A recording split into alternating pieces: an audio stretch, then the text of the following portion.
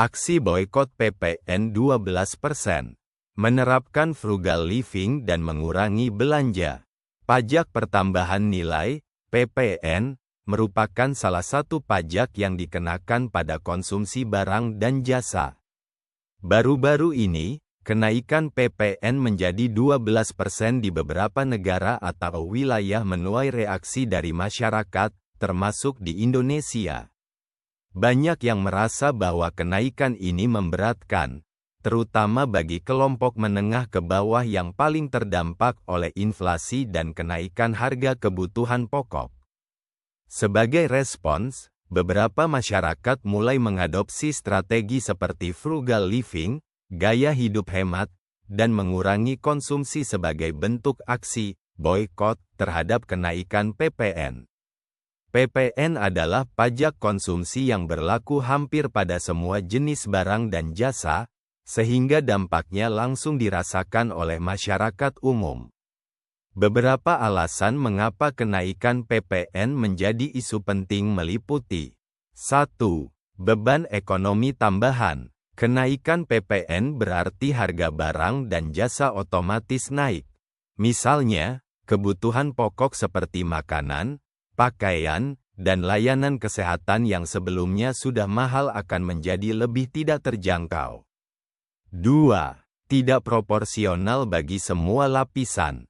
PPN berlaku sama untuk semua kalangan, tanpa memandang tingkat pendapatan. Hal ini membuat pajak ini lebih memberatkan bagi masyarakat berpenghasilan rendah dibandingkan kelompok yang lebih mampu. 3. Pengaruh terhadap konsumsi rumah tangga. Dalam situasi ekonomi yang tidak stabil, kenaikan PPN dapat membuat daya beli masyarakat menurun karena kebutuhan pokok menjadi lebih mahal. Frugal living adalah gaya hidup hemat yang berfokus pada pengelolaan keuangan dengan bijak, mengurangi pengeluaran yang tidak perlu, dan memprioritaskan kebutuhan dibandingkan keinginan. Banyak orang yang mulai menerapkan gaya hidup ini bukan hanya untuk menekan biaya hidup, tetapi juga sebagai cara memprotes kebijakan kenaikan PPN. Beberapa prinsip utama frugal living yang relevan dalam aksi boikot PPN meliputi: 1. Mengurangi konsumsi barang kena pajak.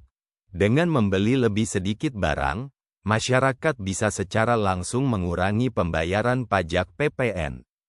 Fokus diarahkan pada barang-barang esensial yang benar-benar dibutuhkan. 2. Berbelanja secara cerdas. Mencari alternatif barang dengan harga lebih murah atau tanpa PPN, seperti produk lokal atau langsung dari produsen. 3. DIY, do it yourself. Masyarakat mulai memproduksi barang yang sebelumnya dibeli, seperti makanan buatan sendiri atau produk rumah tangga sederhana, untuk menghindari pajak. Meskipun boikot PPN melalui pengurangan konsumsi dapat memberikan tekanan kepada pemerintah, ada dampak sosial dan ekonomi yang perlu dipertimbangkan. 1. Dampak pada dunia usaha. Pengurangan konsumsi masyarakat dapat menekan penjualan dan pendapatan bisnis, terutama UMKM yang sangat bergantung pada daya beli konsumen.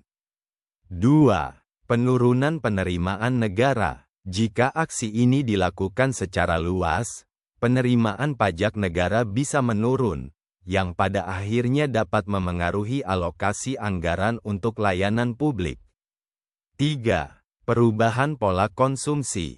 Dalam jangka panjang, aksi ini dapat mendorong perubahan pola konsumsi yang lebih hemat dan berkelanjutan, namun juga bisa menciptakan perlambatan ekonomi jika berlangsung terus-menerus.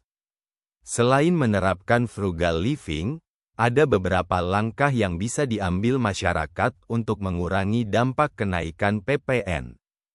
1. Belanja produk lokal. Produk lokal seringkali tidak dikenai PPN setinggi produk impor.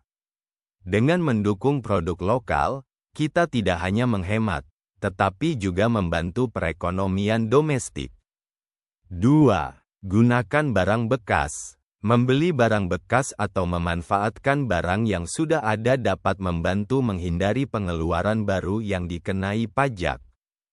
3. Kolaborasi komunitas. Membentuk komunitas berbagi, seperti berbagi makanan, barang, atau jasa, dapat mengurangi kebutuhan konsumsi barang baru.